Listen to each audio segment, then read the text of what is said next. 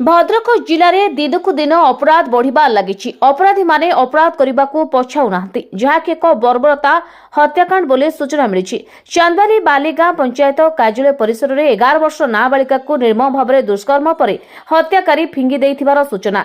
चांदबारी बालीगां पंचायत कार्यालय परिसर में जड़े नाबालिका को दुष्कर्म करने पर हत्या कर एक निछाटिया स्थान को फिंगी देले दुर्बृत्त। सूचना अनुसार चांदबाली बालीगां पंचायत कार्यालय सम्मुखें एक निछाटिया स्थान में परित्यक्त अवस्था 11 वर्षीय नाबालिकार मृतदेह पड़िथिबार किछि लोक देखा पाइथिले।